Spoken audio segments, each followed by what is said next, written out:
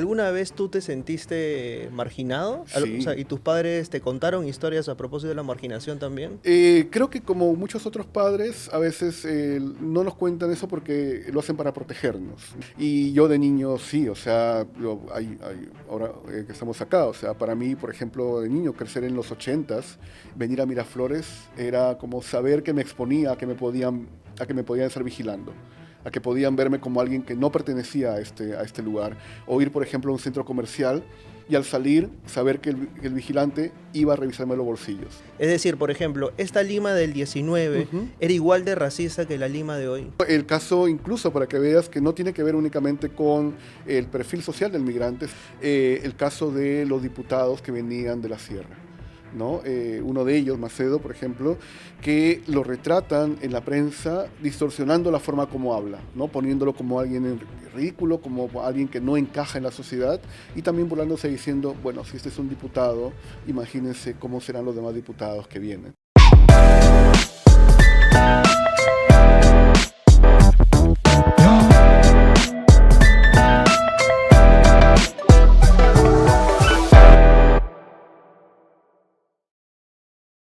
28 de julio, el tema de la identidad está a flor de piel y pensar en nuestra choledad me parece importantísimo.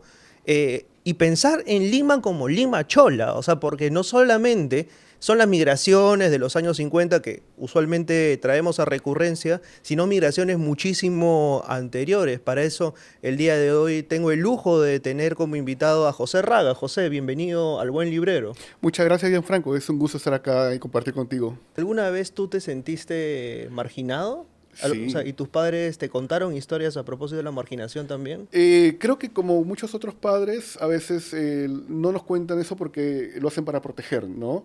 Pero para el libro, una experiencia dura, digamos, en el buen sentido, fue que me senté con ellos a conversar y a entrevistarlos directamente y a grabar su historia de específicamente lo que ha sido la migración, ¿no? Y esa historia que está acá en el libro. Y yo de niño sí, o sea, ahora que estamos acá, o sea, para mí, por ejemplo, de niño, crecer en los ochentas, venir a Miraflores era como saber que me exponía a que me podían estar vigilando, a que podían verme como alguien que no pertenecía a este lugar, o ir, por ejemplo, a un centro comercial y al salir saber que el vigilante iba a revisarme los bolsillos, pensando que me había robado algo, Claro, ¿no? mucha Entonces, gente suele decir, por ejemplo, esto que cuentas es durísimo, porque claro, no necesariamente te lo tienen que decir.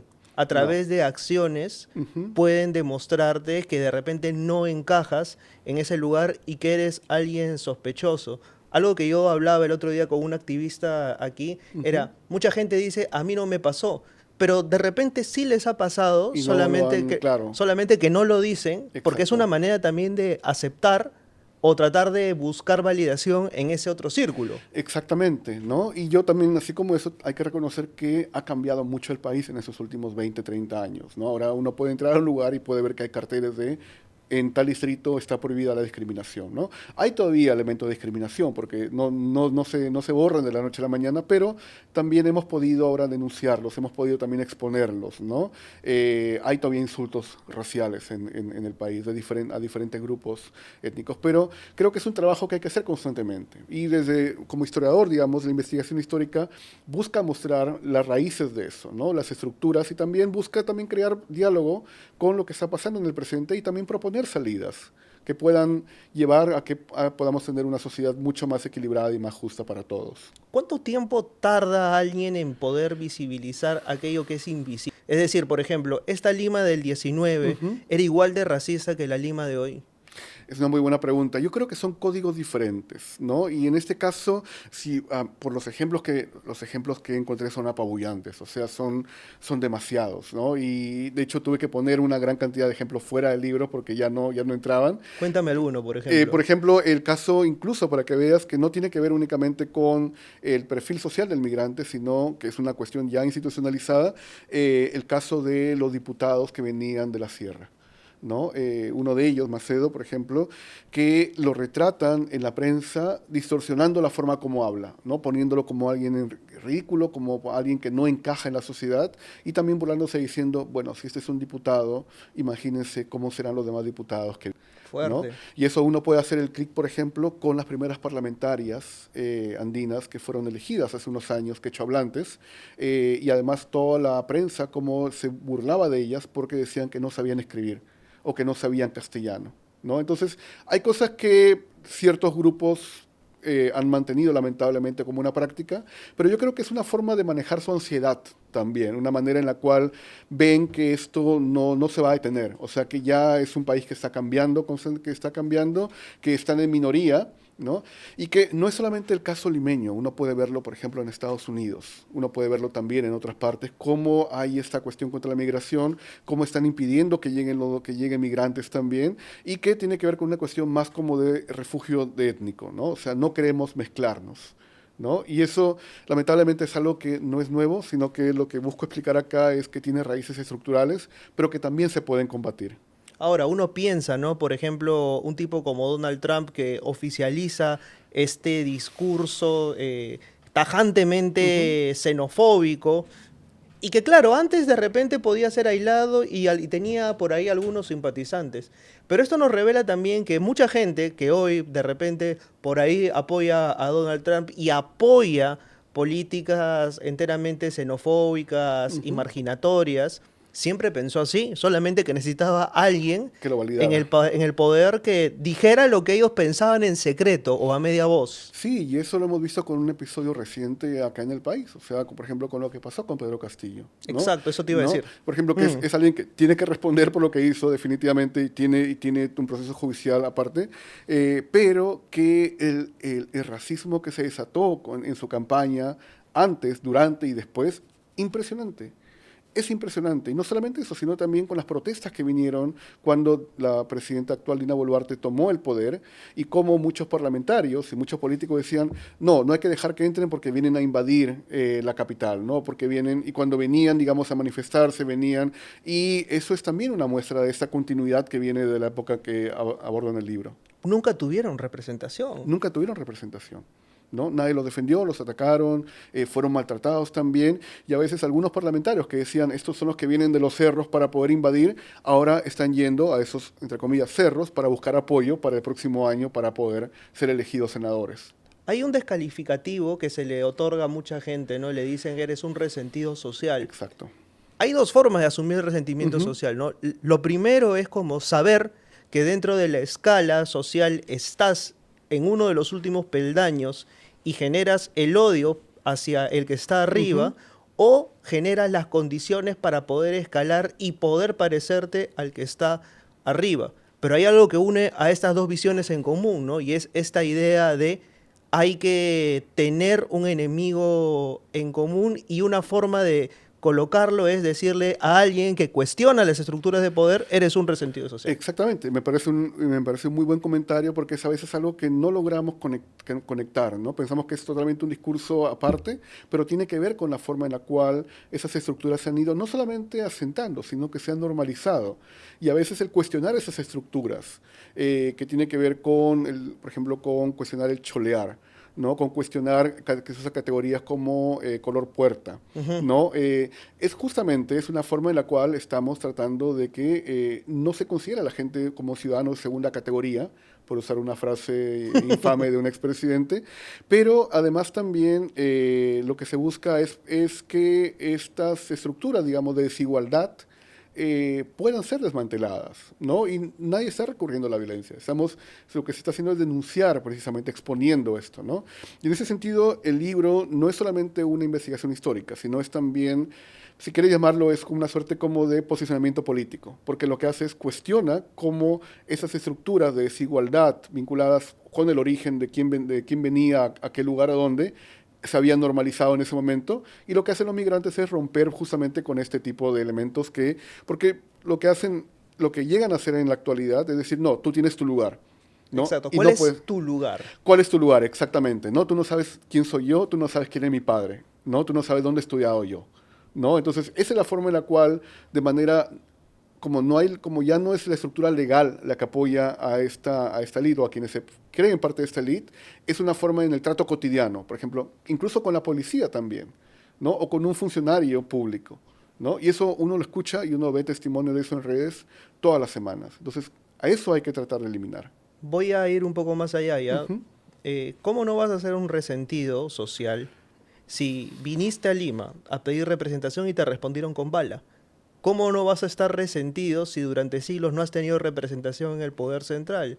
¿Y cómo no vas a estar resentido si cuando migraste a donde supuestamente estaban todas las oportunidades, la ciudad prácticamente te agarró a patadas y luego te ensalzó como símbolo de la meritocracia, diciendo que el que quiere puede, ¿no? Totalmente, ¿no? Y además hay una glorificación bastante perversa en la idea del migrante como emprendedor, ¿no? Claro. Y uno lo puede ver también en cómo esto, por ejemplo, lo proyectan por ejemplo, en César Acuña, por ejemplo, ¿no? O en otros también, y que tiene que ver con una manipulación bastante grosera de gente a la cual tú jamás has apoyado, no conoces, o entonces no sabes cómo operan, pero que tienes una imagen idealizada y muy particular de ese grupo.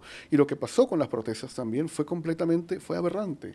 O sea, fue aberrante porque la forma en la cual muchas de estos desequilibrios en la representación se han buscado nivelar es justamente haciéndose escuchar viniendo a la capital.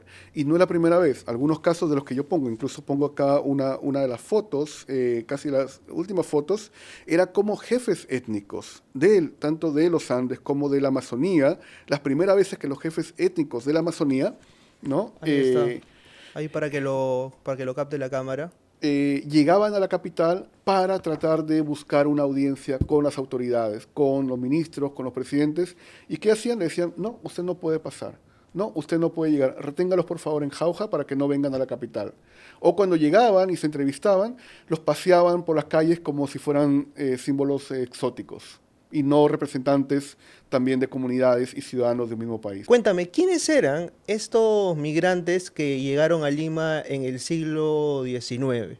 Bueno, tienen un origen muy variado, ¿no? Como lo explico en el libro, no hay como el migrante en abstracto, sino que tienen un perfil bastante, digamos, distinto, que pueden ser desde campesinos que van moviéndose, por ejemplo, a las haciendas primero y después a la capital, pueden ser también reclutas que son llevados a la fuerza por las tropas caudillistas o por el ejército y después que caen en la capital, o también hay un lado más oscuro de esta migración, que son los niños, los cholitos, que son estos niños sirvientes que son captados en la sierra y son traídos para la clase media y la clase alta como sirvientes.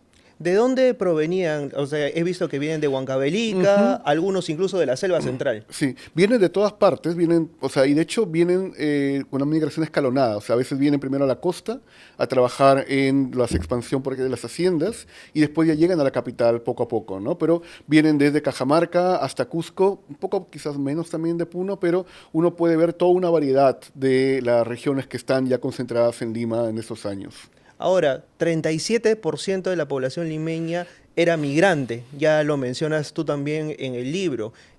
¿Por qué se dice, o sea, que recién en los años 50 hay una explosión de migrantes que llegan a Lima y que transforman para siempre la cultura limeña, que era tan intachable, tan impoluta, Totalmente, de la que sí. se había hablado tanto, ¿no? Sí, ¿no? Y que es bueno, que uno escucha los valses de Chabuca Granda o lea a Porra de Barnechea, ¿no? Y tiene esa imagen como que fuera una Lima completamente intocable, que como que se ha mantenido a la colonia hasta casi el siglo XX, pero como lo pongo en el libro, esa Lima nunca existió. ¿No? O sea, estás diciendo que es un mito que la Es un gente ha mito. creado. Es un mito, es una nostalgia de alguna manera inocente en algunos casos, pero también lo que pasa es una forma en la cual esta élite o este grupo, digamos, de Lima que ve cómo están llegando estas mareas humanas, no solamente de los Andes, sino también la migración china. ¿No? Como también la población afrodescendiente se ha liberado, que antes era esclava, ¿no? Y está ahora moviéndose, se refugia en una suerte de identidad, de nostalgia, recrea con música inventada, como la música criolla también, ¿no? Con tradiciones que se mantienen hasta el día de hoy, como una forma, digamos, de tratar de recrear una identidad que nunca existió, pero que es en verdad un rechazo y una forma de defenderse frente a esos cambios sociales que se están dando desde siempre, en verdad. Lima siempre fue una ciudad de migración. Ahora, esto también me remite a algo que decía Rolando Rojas, ¿no? En República Imaginada, Rolando Rojas dice, cuando San Martín entra a la capital, lo hace de manera muy pacífica, o sea, de hecho, caminando prácticamente, La reacción de los limeños es para tomar en cuenta, ¿no? Muchas mujeres incluso le aventaban a sus hijas a San Martín, diciéndole prácticamente que no les haga daño y las utilizaba casi como moneda de intercambio. Y Bernardo de Monteagudo, pillo él, ¿no? Ujú, Uno de los más grandes conspiradores en la totalmente. historia del Perú, había hecho ya un análisis de qué era lo que le decían a propósito de Lima, ¿no? Y le decían, existía esta imagen del llamado limeño sensual. Y era el limeño que mientras no chocaran con sus Ujú. privilegios y con sus entretenimientos, todo iba a seguir tal cual, ¿no? Había más miedo, en todo caso, al indio, ¿no? Y cómo es que este indio iba a trastocar los privilegios que las élites criollas habían tenido aquí en Lima, ¿no? No, exactamente. Más para el momento de la independencia, las rebeliones tienen ya como 40 años, ¿no? Estamos hablando de Tupac Amaru desde 1780 hasta todas las demás rebeliones y Lima es un caos también, el Perú es un caos en ese momento y lo que quiere la élite limeña es como alguien que venga y ponga orden y que no haya saqueos, que no haya desórdenes interiores, ¿no? Entonces, cuando el virrey se va, como el camino más como seguro es permitir que San Martín entre, no por una cuestión tanto que crean en la independencia o en el liberalismo, sino porque no queremos que haya un cambio social radical. Y apuestan a perdedor, porque como tú bien dices, Monteagudo, que es como ahí, hay quienes lo han comparado con Montesinos de la época, bueno, ya depende de cada uno, pero lo que hace Monteagudo es el primero en empezar a expulsar españoles apenas la independencia se consolida y apenas él tiene poder también. Ahora, ¿tú no crees que se le fue la mano un poco a Monteagudo con el Totalmente. tema de las expropiaciones y demás? Absolutamente, absolutamente, porque justamente lo que hizo fue crear mucho más temor, digamos, en esta clase media y clase alta. También que de alguna manera la independencia o lo que viene después pudo haber permitido, creado los caminos para tratar de alguna forma de establecer algunos acuerdos, ¿no? Pero esta radicalidad con lo que hace Monteagudo, que expulsa además familias enteras como una forma de purificar el país digamos, de la influencia española, no hizo ningún bien, definitivamente. Pero vamos a esto, ¿no? Al relato nostálgico. Es algo que Hobson también dice, ¿no? Ujú. Cuando la gente no tiene una tradición arraigada, inventa la tradición a través de relatos, ¿no? Entonces, esta idea de una Lima, que era una Lima señorial Ujú. y reinal, es también una invención que se basa básicamente en la nostalgia, más no en la realidad. 37% de migrantes es una Exactamente. cifra, creo que importante, ¿no? Importante, incluso si uno ve en el siglo XX, esa cifra, según algunos conteos, llega hasta 44%. ¿No? Y solamente estamos hablando de un grupo nada más. Si uno agrega los demás grupos sociales, te das cuenta que la población que se reconoce como blanca étnicamente, y eso también uno puede verlo en los censos, es muy pequeña y está muy concentrada en algunos distritos y en algunas partes de lo que sería la Lima Vieja, ¿no? O sea, todo lo que se tendría el damero de Pizarro. No, incluso también en la Lima moderna, digamos, de, por ejemplo, San Isidro, ¿no? Y Ah, ok. alrededores, ¿no? También, ¿no? Va cambiando porque después se van del centro, ¿no? Y buscan justamente alejarse de toda esa zona que está transformándose muy rápidamente. Que significa también vivir en el margen, ¿Qué ¿no? significa también exactamente? Cada vez se van yendo más al sur también, se van alejando y la expansión de Lima los va alcanzando, ¿no? Pienso en qué es lo que estas personas Ujú. imaginaban a propósito de Lima cuando estaban por emprender una migración de este tipo, ¿no? Yo creo que hay de todo un poco. Y algo lo que quise hacer en el libro era que si bien es cierto que estudio un grupo de migrantes que emprendieron este camino hace 100 o 150 años, las experiencias de estos migrantes no son muy distintas a las que experimentaría quizás alguien que se va al extranjero, ¿no? O que tal vez, digamos, está yéndose a un lugar donde hablan otro idioma, porque algunos de estos serán quechohablantes.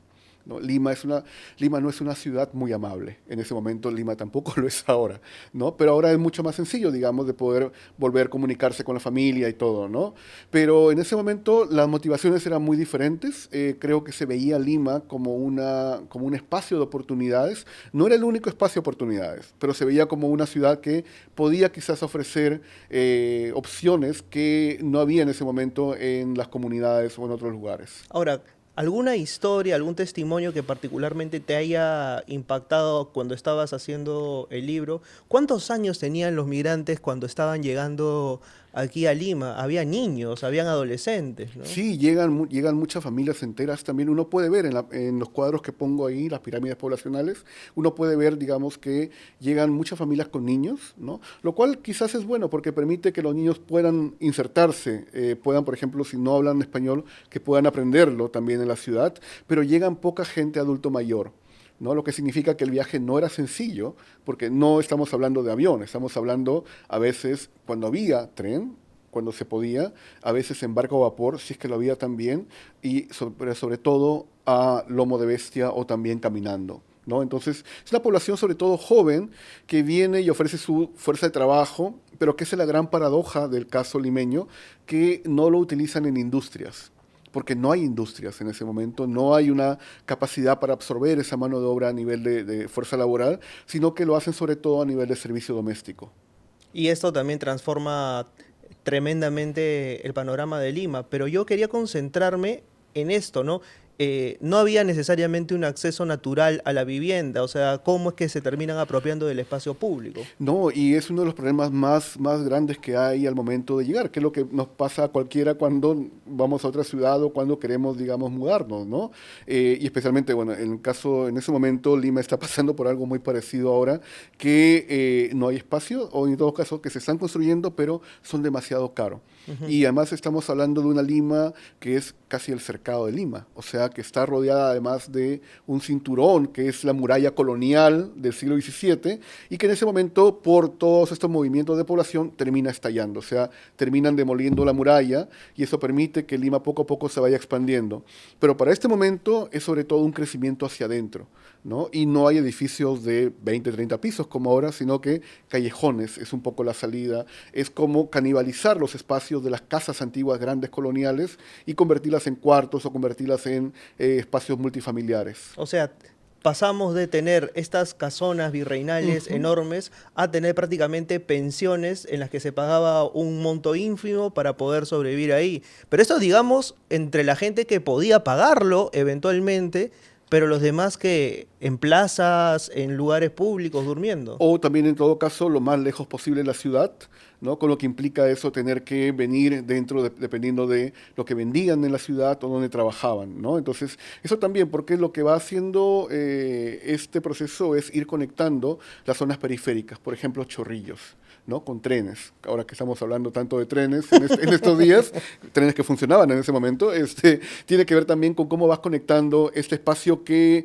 ya no es el espacio colonial de la muralla, sino algo que está empezando a, por ejemplo, colonizar las huertas, ¿no? A, digamos, ocupar los espacios verdes que antes eran intocables, pero que ahora se necesita y que ya esta segunda ola migratoria del siglo XX va a terminar completamente digamos, de hacer mucho más visible al ocupar espacios que no estaban habitados en ese momento. Claro, y esto refiere también a una serie de cuestiones que a mí me dejan pensando, ¿no? Por ejemplo, cómo convivieron estos migrantes con, por ejemplo, los chinos que trabajaban en Exactamente. las huertas en ese momento, ¿no? Sí, no, y también porque además algo que intento poner en el libro es que Lima es una ciudad cosmopolita, es una de las pocas ciudades, creo yo, que tiene población de los 5 continentes. Tienes desde, obviamente, la población de origen africano, que había sido traída contra su voluntad como esclavos. Tienes la población también asiática, ¿no? Que es una población muy importante, una de las migraciones asiáticas más importantes que hay en el momento a nivel mundial, junto con Cuba, junto con California. Tienes también migración japonesa que va a venir después, ¿no? Y incluso tienes también migración polinesia de Oceanía que traen como trabajadores forzados para las haciendas, ¿no? Y también por ahí encontré el caso de un esquimal.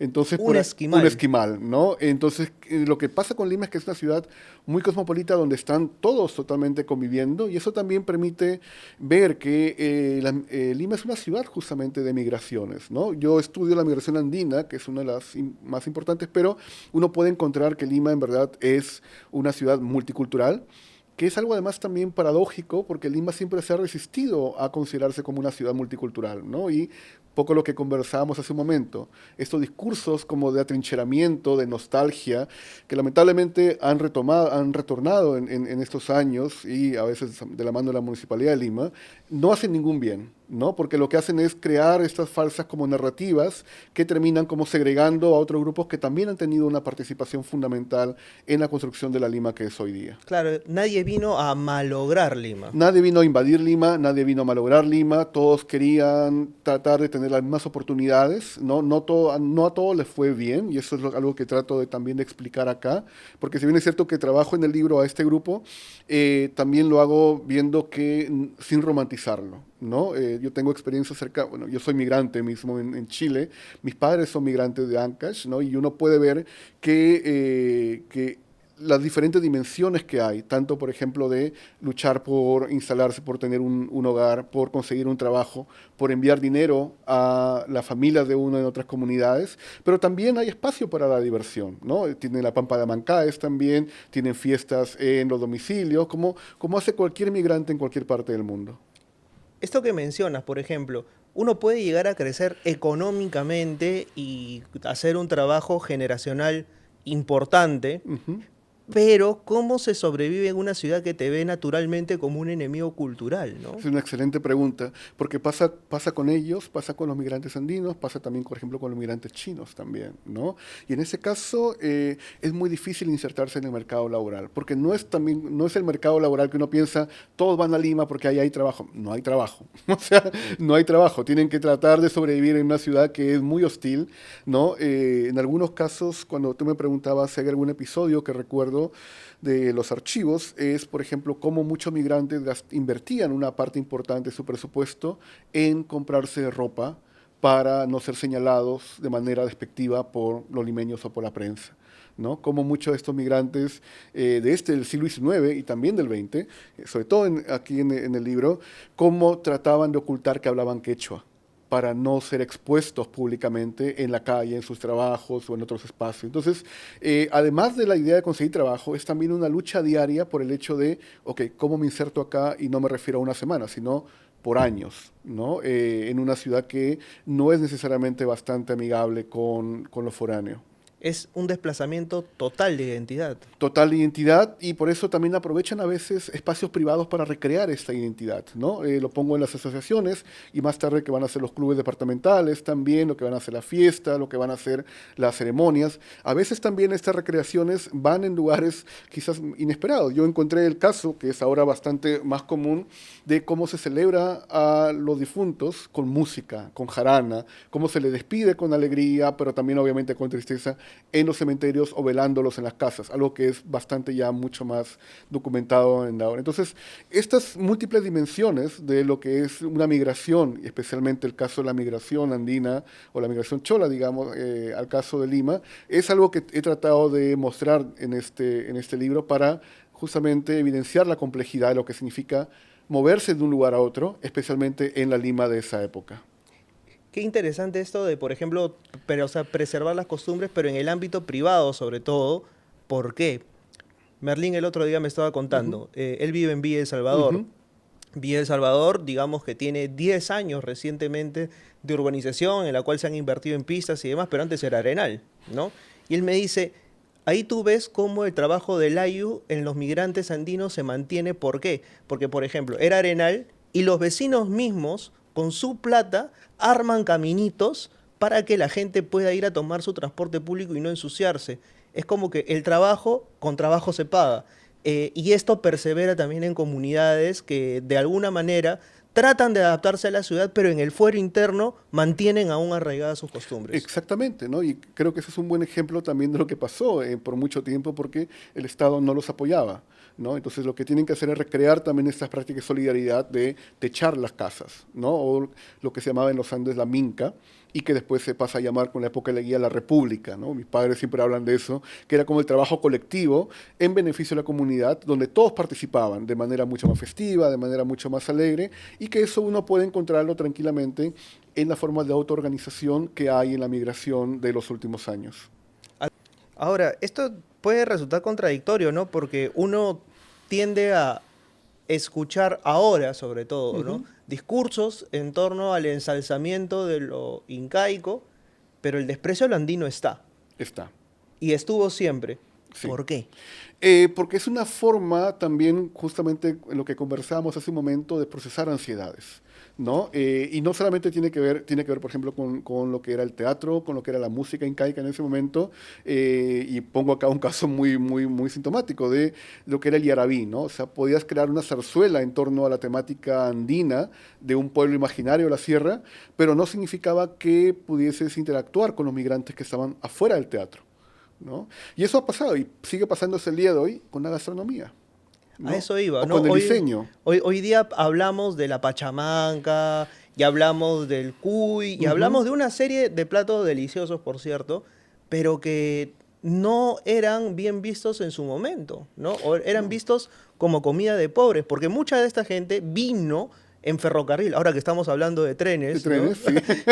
El tren Sí, favoreció la migración, ¿no? exactamente. Pero llegaron a la capital a trabajar en casas de Ujú. gente pudiente y ellos comían aparte de lo que se comía para las casas, ¿no? Totalmente. Y no solamente comían cosas diferentes, también comían en lugares diferentes, ¿no? Era una separación que dentro, digamos, de un espacio doméstico que era más o menos pequeño, pero una separación cultural abismal, ¿no? Y eso uno nuevamente lo puede ver cuando habla de papas nativas, por ejemplo, ¿no? Cuando hablas de, digamos, de menús prehispánicos y que al final te cuestan casi como uno o dos sueldos mínimos, pero que lo que haces es exotizarlos, es agarrar ciertos elementos de una cultura y es apropiación cultural, ¿no? Porque no, digamos, porque eso no se traduce tampoco en un contacto o en una interacción y que ha llevado, hay algunos libros que han salido, uno de Amy Cox muy bueno, por ejemplo, que lo que hace es, digamos, comprueba esta idea de cómo hay una diferencia entre lo que son los chefs y lo que son los cocineros, Claro. ¿no? Por ejemplo, y uno puede ver el perfil de los chefs y uno puede ver el perfil de los cocineros, ¿no? Y esa diferencia es algo que viene desde hace mucho tiempo. ¿Qué pasaba con la pachamanca, por ejemplo?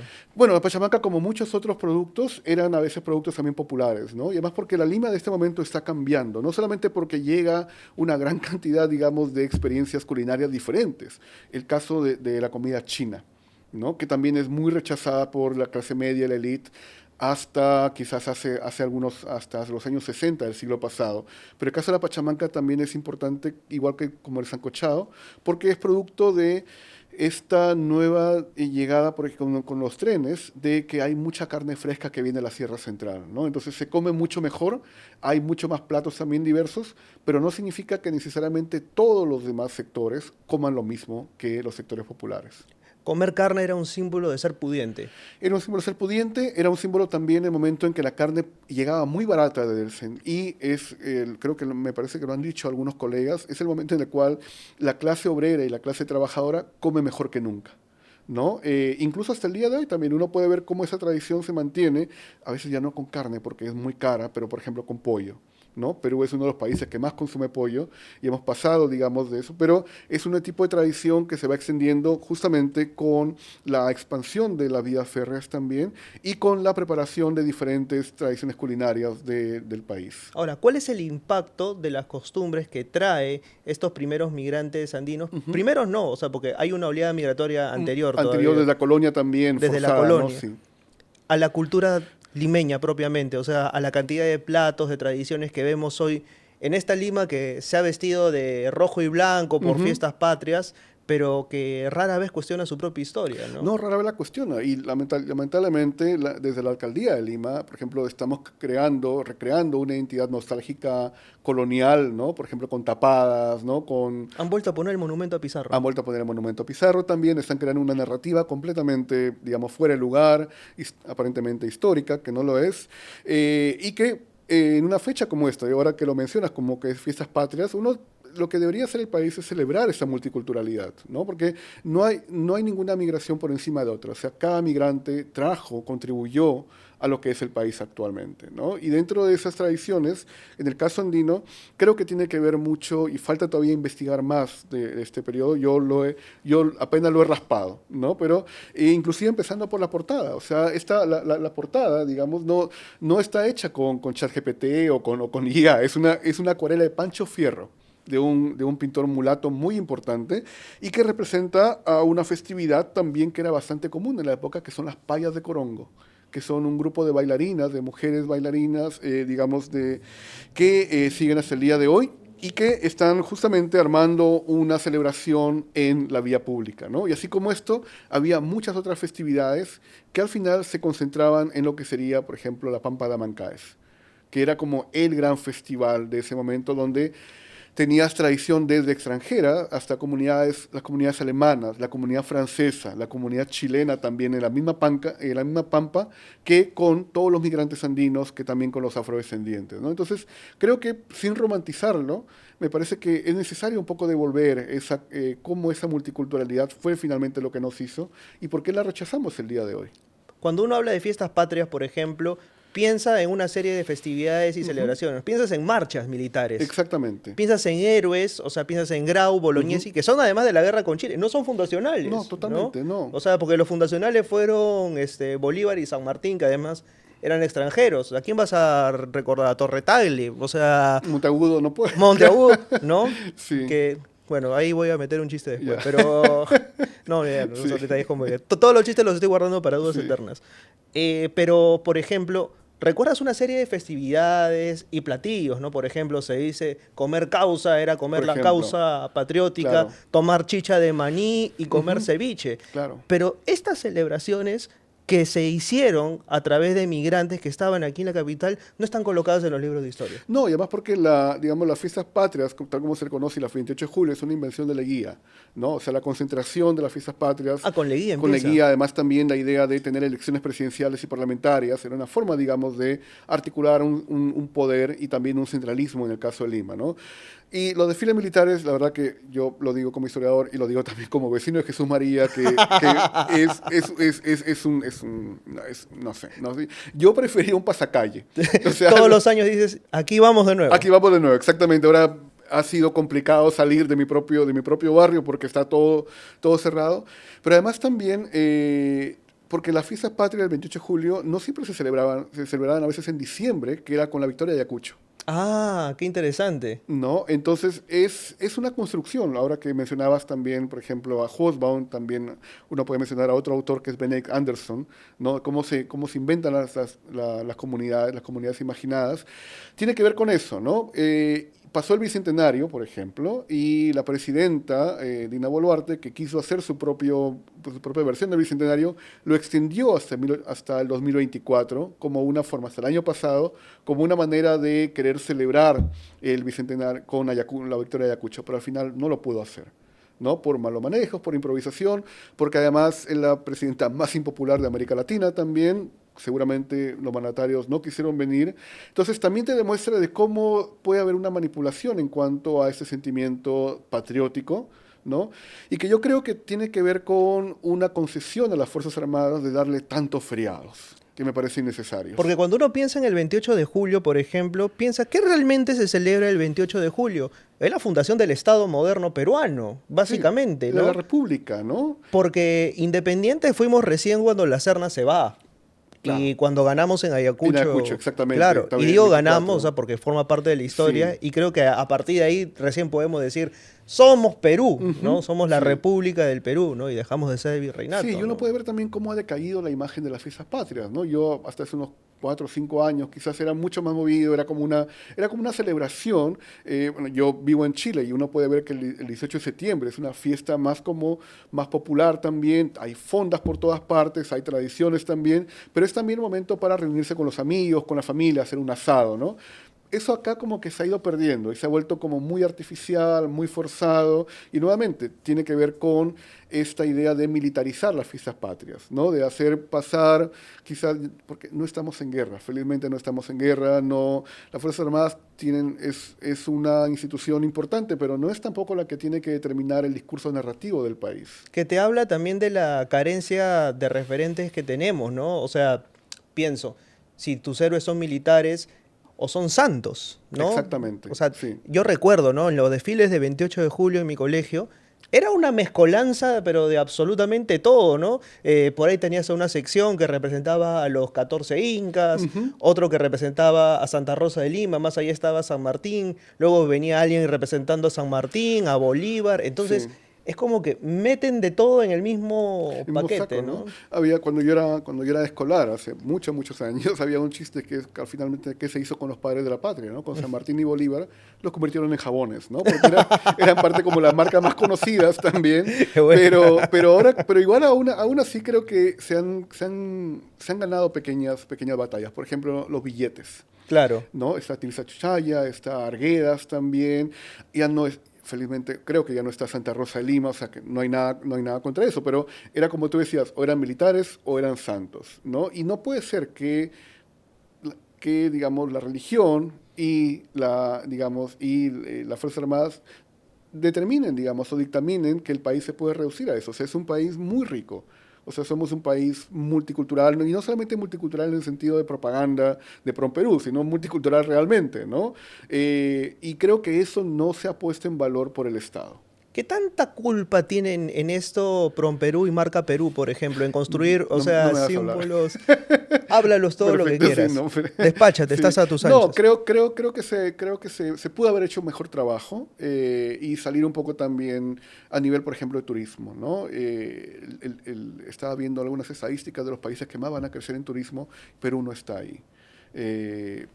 Machu Picchu, que es como nuestro emblema, es muy difícil de acceder.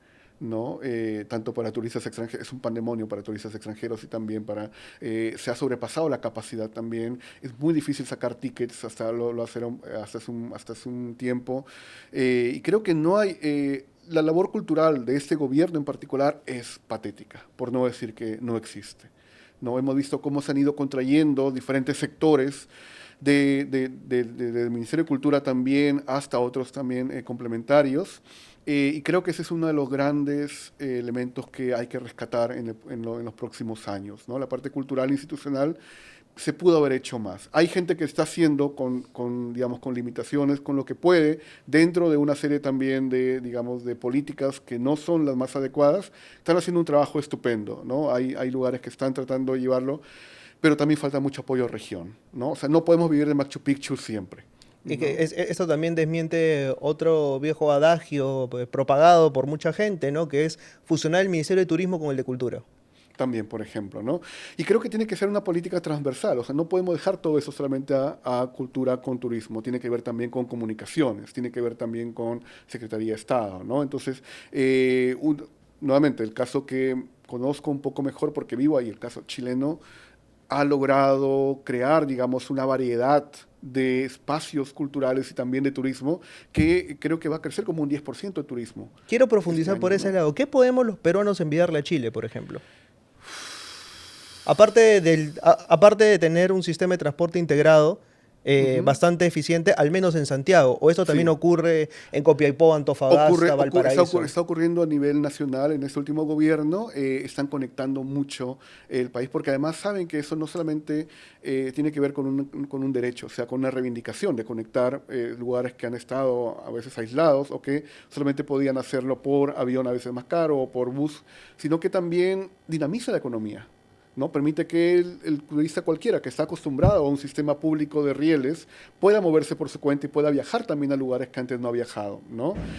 Hay un desarrollo institucional muy importante en Chile a nivel de Estado y es una alianza entre Estado y empresa privada muy importante que se han dado cuenta y lo saben, digamos que tienen que trabajar de manera bastante, y lo hacen con proyectos comunes, no solamente pensando en, mira, ya vienen elecciones, hay que tratar de hacer esto o hay que traer un tren para ver si conseguimos votos, ¿no? Sino que lo hacen como políticas públicas, independientemente de quién sea el próximo presidente, ¿no? Y eso creo que es algo que en Perú ha faltado, que es eliminar el cortoplacismo, ¿no? Y es ver un poco más allá para las siguientes generaciones.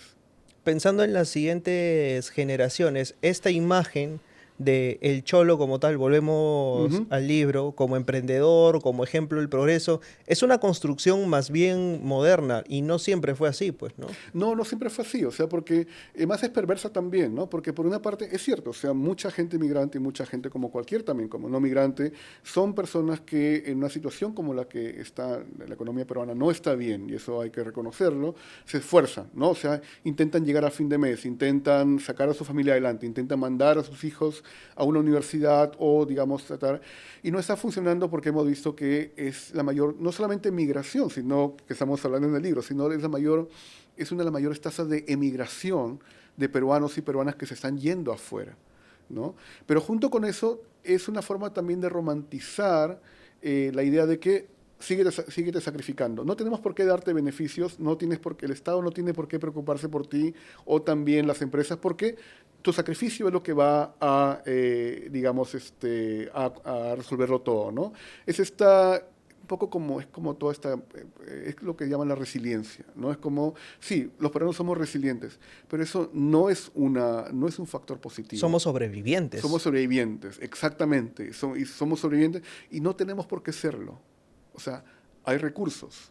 El hecho de que el Estado no los maneje bien, de que la clase empresarial no le importe, digamos, a muchos de ellos el desarrollo del país, no tiene por qué poner todo el peso de esa sobrevivencia en la gente común y corriente. Pero es esta misma clase empresarial, pues, que durante la guerra con Chile pactó con los chilenos, esta misma clase empresarial que durante años vivió a través del virreinato con beneficios para sus mismas élites criollas, ¿no? Entonces, es una élite que siempre va a buscar, ni siquiera voy a decir algún tipo de ideología, sino básicamente si es que hubiese una ideología, sería la ideología del bolsillo y de no perder sus privilegios. Y creo que eso es lo que más le asusta a ellos del cholo como tal, ¿no? Totalmente, ¿no? Porque además, o sea, por ejemplo, que reclamen derechos, ¿no? Porque además, para muchos la lógica del empresariado es agradece que te doy trabajo, ¿no? O una pregunta muy común en Twitter es, ¿tú cuántos trabajos has creado? ¿No? Porque uno no tiene por qué, o sea, necesariamente crear trabajo para poder ser alguien, no sé, el trabajador es también alguien importante que aporta, no es colaborador, es un trabajador, y más también que merece derechos, ¿no? Es alguien que tienes que darle unas condiciones mínimas para que no solamente esa persona pueda ofrecer su maniobra, sino también para que su familia también pueda encontrar condiciones estables que puedan favorecer finalmente el desarrollo del país.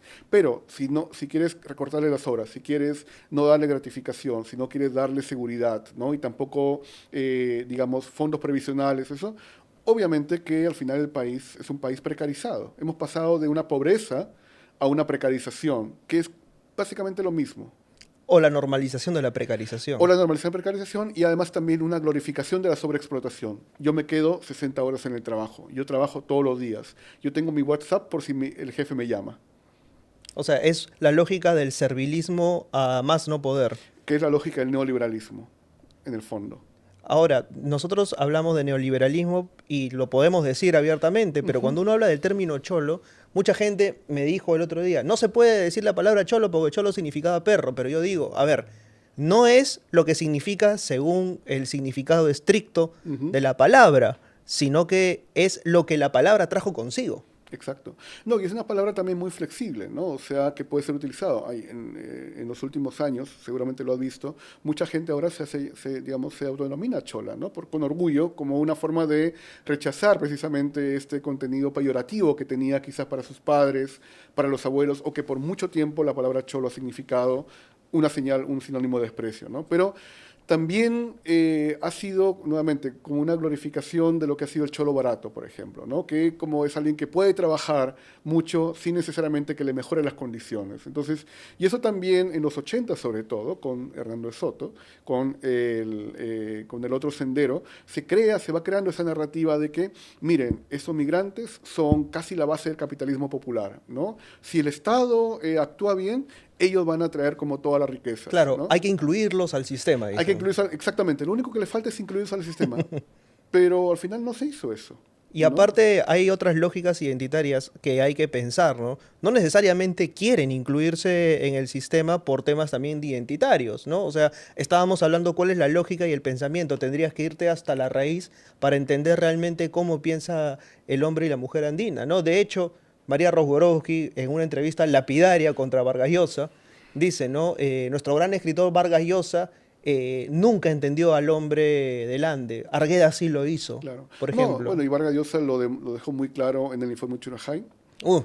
¿no? Y lo dejó muy claro también en su campaña electoral del 90. Que básicamente decía que tenían una predisposición natural a la violencia, ¿no? Exactamente, sí, también, ¿no? Y además en las campañas electorales del 90 es encontrarte casi como una campaña electoral del siglo XIX.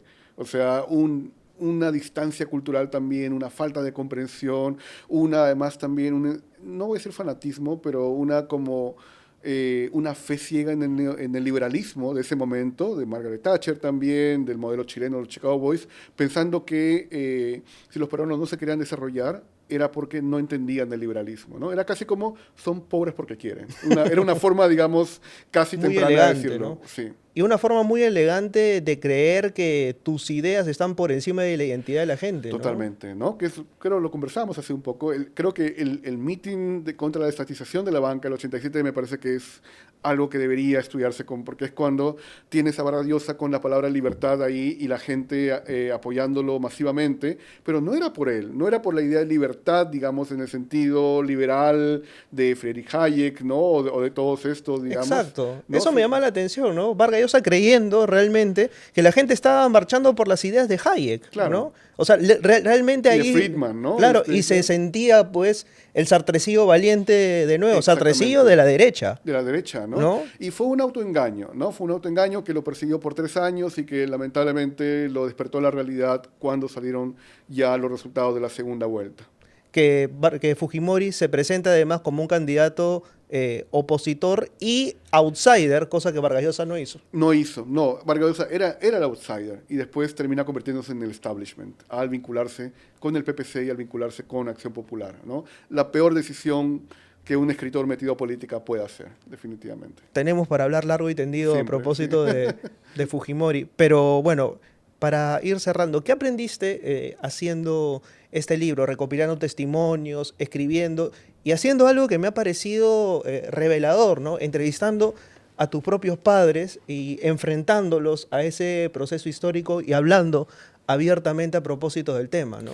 Sí, bueno, yo aprendí mucho y te agradezco mucho por la pregunta, porque a veces es difícil como, digamos, como ver, digamos, como el saldo de uno, ¿no? O sea, a veces académicamente termina un libro y listo, y cumplió y chao. Pero este libro ha sido toda una experiencia desde el momento en que decidí escribirlo, que comencé a investigarlo hace 15 años, hasta, por ejemplo, lo que pasó ayer en la Feria Internacional del Libro cuando lo presenté, y mucha gente se me acercó, ¿no? Diciéndome muchas gracias. O sea, mis padres vienen de tal lugar, yo vengo de tal lugar, yo no conocía mucho de esa historia y le agradezco mucho por eso.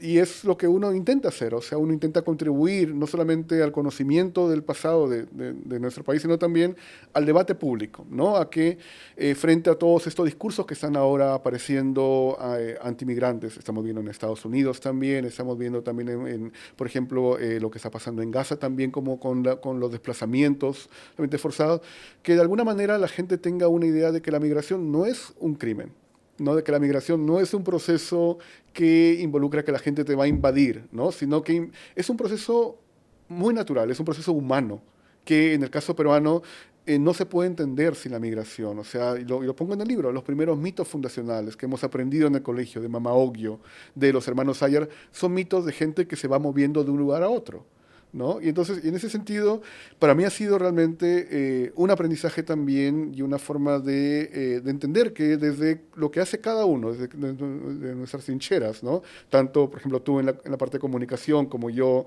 en la parte, digamos, de meterme al archivo de las bibliotecas, podemos, digamos, contribuir a los debates, ¿no? Y podemos también, y en este caso, ha sido reconstruir la historia de un grupo humano que llegó a la capital y que con todo el deseo de tratar de insertarse, algunos lo consiguieron, algunos no, ¿no? Y esa es un poco la historia que he querido contar y que también es la historia de mis padres y también de muchas otras gente que no llegué a conocer, pero que espero que se sientan representadas en este libro. ¿Cómo los convenciste a tus padres de sentarse y hablar contigo y que te cuenten ese proceso que muchos migrantes han tratado de negar, un poco también por proteger a sus hijos, ¿no? Sí, bueno, no fue sencillo. De hecho, a mí como que me costó acercarme, no porque ellos no quisieran, sino porque no sabía cómo abordarlos, ¿no? Y creo que, y es difícil como poder sentarte con ellos, tratar de crear un ambiente, porque además en algunos casos es algo que, si bien hemos conversado, como rememorar eso, uno puede darse cuenta que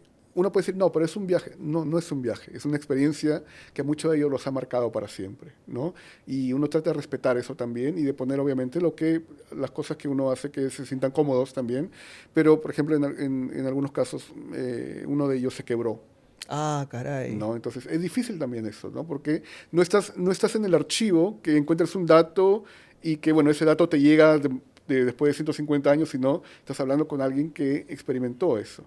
Caramba. ¿No? Entonces, y obviamente el libro no es una cuestión solamente de acomodar datos, sino es también una cuestión que he tratado de justamente transmitir la parte emocional, precisamente porque soy hijo de migrantes y porque yo también como migrante he experimentado a una escala mucho menor de lo que han hecho ellos, lo que significa adaptarse en otros países, en otros idiomas también, ¿no? Entonces, y finalmente, espero que el libro también y esas experiencias motiven también a la gente a que puedan conversar con sus padres o sus abuelos, a que puedan también contar sus historias, ¿no? Este libro no hubiera sido posible sin las historias de muchas otras personas, ¿no? Porque finalmente eh, todos venimos de algún lugar. En el caso de Lima, en el caso de Perú, y todo eso ha sumado, ¿no? Entonces, espero que eso también pueda motivar a que busquen en los archivos familiares, busquen las fotografías, busquen, pregunten, ¿no? Y que esa historia también familiar pueda sumarse también a esta gran historia del país. Yo te cuento algo, Ujú, mi abuelo es limeño, mi bisabuelo también fue limeño, ujú, pero mi tatarabuelo es de Jauja. Estuve hace poco en ujú. Huancayo, llámalo coincidencia y demás, sentí una extraña conexión, no pude llegar a su pueblo, pero en algún momento en mi mente resonó una frase, ¿no? Gracias por permitirme estar aquí. Sí. ¿Tú qué le dirías si es que tuvieses al frente a alguno de los migrantes que se ve representado en este libro, que los pones en la Ujú. historia? ¿Qué le dirías si lo tuvieses al frente?